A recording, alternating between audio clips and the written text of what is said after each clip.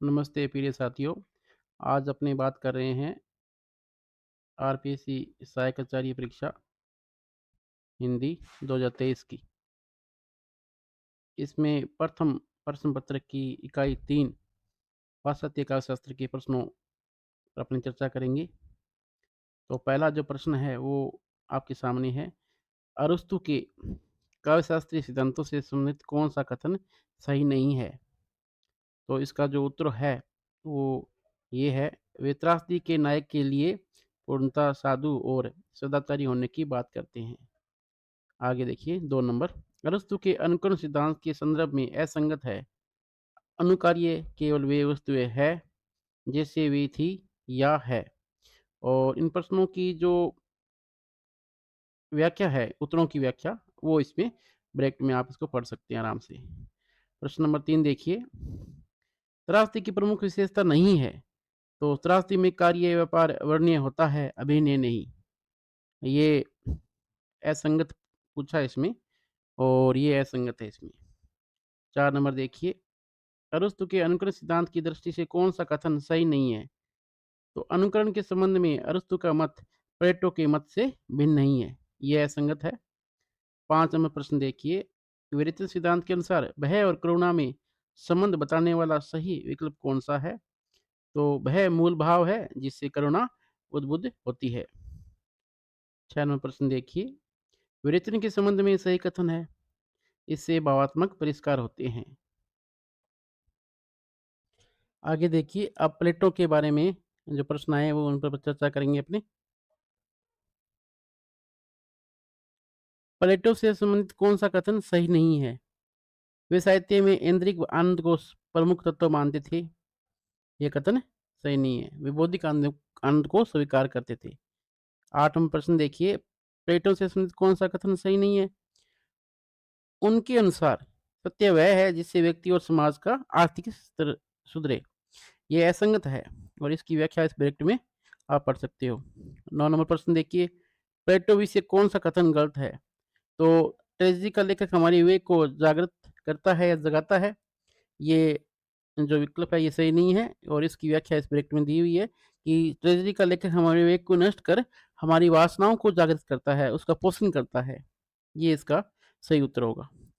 आगे अब अपने क्रोचे पर चलते हैं। क्रोचे और उनके अभिव्यंजनावाद से संबंधित कौन सा कथन सही नहीं है? वे सहज ज्ञान और प्रत्यक्ष ज्ञान में कोई भेद नहीं करते हैं, ये इसका सही उत्तर होगा। यानी ये कथन वैसे गलत है, सही नहीं पूछा इसमें, तो इसका उत्तर ये होगा। क्रोचे और उनके अभिव्यंजनावाद से संबंधित कौन सा कथन असंगत है? तो इसका जो उत्तर है वो ये है, कला के उत्कृष्ट होने के लिए आवश्यक है कि विषय वस्तु उत्कृष्ट हो। नेक्स्ट प्रश्न देखिए आप, क्रोचे के अभिव्यंजनावाद से संबंधित असंगत कथन है। अभिव्यंजना आंतरिक प्रक्रिया है लेकिन कला बाह्य प्रक्रिया है, ये असंगत है। अब मार्क्सवादी टॉपिक पर चलते हैं। तो मार्क्सवादी साहित्य चिंतन की दृष्टि से कौन सा कथन सही नहीं है? मार्क्सवाद में मानव विकास की अंतिम परिणति साधन संपन्न वर्ग युक्त समाज की स्थापना माना गया है। तो वर्ग युक्त इसमें जो शब्द आ गया, इस कारण ये कथन है वो गलत हो गया। आगे है, मार्क्सवादी साहित्य चिंतन के प्रमुख आधार है। तो द्वंद्वात्मक भौतिकवाद और ऐतिहासिक भौतिकवाद, ये इसके मार्क्सवादी साहित्य चिंतन के प्रमुख आधार है। प्रश्न नंबर 15 देखिए, मार्क्सवादी साहित्य चिंतन की दृष्टि से कौन सा कथन असंगत है? तो मानवतावाद और लोक मंगल की भावना से इस साहित्य का कोई संबंध नहीं है। और मार्क्सवाद में तो मानवतावाद और लोक मंगल की जो भावना है वो प्रमुखता से इसमें है, तो इस कारण ये कथन गलत हो गया। आगे है, चार्ल्स जेनक्स के अनुसार पोस्ट मॉडर्निज्म शब्द का प्रथम प्रयोगकर्ता कौन था? तो इसका उत्तर जो आर्नल्ड टॉयनबी है और इन्होंने अपनी पुस्तक ए स्टडी ऑफ हिस्ट्री में ऐतिहासिक कालखंडों के लिए इस शब्द का प्रयोग किया था। कौन शब्द का? पोस्ट मॉडर्निज्म का। आगे देखिए, दरिद्र के चिंतन का विरोधी कथन है, वे वाक केंद्रित सत्यों को स्वीकार करते हैं। आगे जो क्वेश्चन देखिए, क्वेश्चन नंबर 18, किसी संरचना या पाठ की उन चीजों को उजागर करके सामने ला देना जिन्हें दबा दिया गया था और सिद्ध कर देना कि कोई पाठ जो कुछ करना है वही उसका ठीक-ठाक अर्थ नहीं है, उससे अधिक कुछ और भी है जो अनकहा छोड़ दिया गया है। उक्त कथन किससे यानी किस विचारधारा से संबंधित है? तो इसका उत्तर होगा विखंडनवाद से। प्रश्न नंबर 19 देखिए, विखंडनवाद के संदर्भ में त्रुटिपूर्ण कथन है, यानी असंगत कथन। ये टेक्स्ट में मौजूद अर्थ को निश्चित, पक्का और पूरा मानता है। पूरा नहीं मानता या अधूरा मानता है कि प्रत्येक पाठ से अनेक प्रकार की जो प्रवृत्तियाँ हैं वो हो सकती है संचालित, या उसमें से एक पाठ से अनेक अर्थ निकलते हैं उसके, जितनी बार अपने पढ़ते हैं। और प्रश्न नंबर 20 देखिए, हिंदी साहित्य चिंतन में उत्तर आधुनिकतावाद शब्द का जो प्रयोग हुआ था, वो कब? 20वीं शताब्दी के 7वें दशक में ये धारा जो विचारधारा थी, ये प्रचलित हुई थी। और प्रश्न नंबर देखिए 21, उत्तर आधुनिकतावादी चिंतन में विचारधारा के अंत की घोषणा करने वाले विचारक है डेनियल बेल।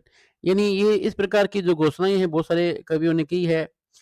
उपन्यास का अंत, लेखक की मृत्यु, और इसमें क्या पूछा है? इसमें पूछा है विचारधारा का अंत, तो डेनियल बेल ने। और जैसे टी एस इलियट का है, उन्होंने उपन्यास का अंत बताया है। तो इस प्रकार से ये जो पूछा गया है और इसका उत्तर होगा डेनियल बेल।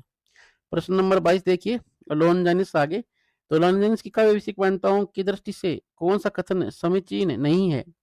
तो ये जो प्रश्न है ये आप उसमें अपने प्रश्न पत्र में देखना, ये प्रश्न इसमें जो चारों विकल्प है वो सही है और ये प्रश्न डिलीट योग्य है। प्रश्न नंबर 23 देखिए, लॉन्जानिस के काव्य शास्त्रीय सिद्धांतों से संबंधित असंगत कथन है। कलागत उदार तत्वों को वे 4 वर्गों में विभाजित करते हैं। ये सही नहीं है, वे 3 तत्व मानते हैं। कौन-कौन से? नंबर 1 समुचित अलंकार योजना, 2 नंबर उत्कृष्ट भाषा, 3 नंबर गरिमा में रचना विधान। ये ऐसे एलियट एलियट के काव्य सिद्धांतों के अनुकूल नहीं है। व्यक्तित्व के लिए व्यक्तिकरण की कला विज्ञान की स्थिति में पहुंच सकती है। व्यक्तिकरण नहीं आएगा, व्यक्तिकरण नहीं आएगा, यहाँ आएगा निर्व्यक्तिकरण। आगे 25 नंबर क्वेश्चन देखिए, टी.एस. एलियट के कार्य सिद्धांत से संबंधित कौन सा जो विकल्प है असंगत है? एकता में अनेकता को रूपायित करने के लिए परंपरा को आवश्यक मानते थे। तो इसकी आप व्याख्या समझ लीजिए तो आप इसका उत्तर आराम से समझ जाएंगे। ये एलियट है वो अनेकता में एकता को रूपायित करने के लिए परंपरा को आवश्यक मानते हैं, ये ऐसा होगा। तो यहाँ शब्दों का हेरफेर कर दिया गया है, जिसका क्रम है वो बदल दिया गया है, इस कारण ये ऑप्शन गलत है।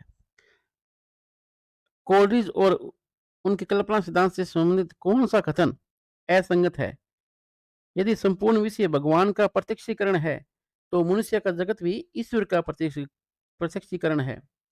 ईश्वर का नहीं, मनुष्य का। यहाँ जो ईश्वर लिखा है, यहाँ ईश्वर की जगह अगर मनुष्य शब्द कर दें तो ये वाक्य सही हो जाएगा। और इसमें असंगत पूछा है तो ये असंगत है इसमें। तो इसकी जो व्याख्या है वो ब्रैकेट में कर रखी है। और आगे जो प्रश्न है वो देखिए आप 27 नंबर, कोलरिज और उनकी कल्पना सिद्धांत से संबंधित कौन सा कथन सही नहीं है? वे काव्य में यानी कोलरिज कोलरिज काव्य में बुद्धि पक्ष को ही प्रधानता देते हैं, ही आ गया। तो इसमें देखिए कोलरिज काव्य में बुद्धि और हृदय का सम्मिलन यानी दोनों का जो सम्मिलित रूप है वो देखना चाहते थे या उसको महत्व देते थे। और आगे 28 नंबर क्वेश्चन है, यानी अंतिम प्रश्न, कोलरिज के कल्पना सिद्धांत के संदर्भ में असंगत कथन है। मुख्य कल्पना गौण कल्पना की प्रतिध्वनि है। नहीं, ये जो इसमें गलत है और इसका जो सही है वो देखिए, जो गौण कल्पना होती है वो मुख्य कल्पना की प्रतिध्वनि होती है। तो इस प्रकार से इकाई 3 से जितने भी प्रश्न आए थे उन सबको लिखकर आपको बता दिया गया है। फिर भी आपको कोई ऐसा लगता है कि ये प्रश्न जिसका उत्तर वगैरह गलत है या व्याख्या वगैरह सही नहीं है तो आप कमेंट बॉक्स में लिख सकते हैं। धन्यवाद आप सभी का।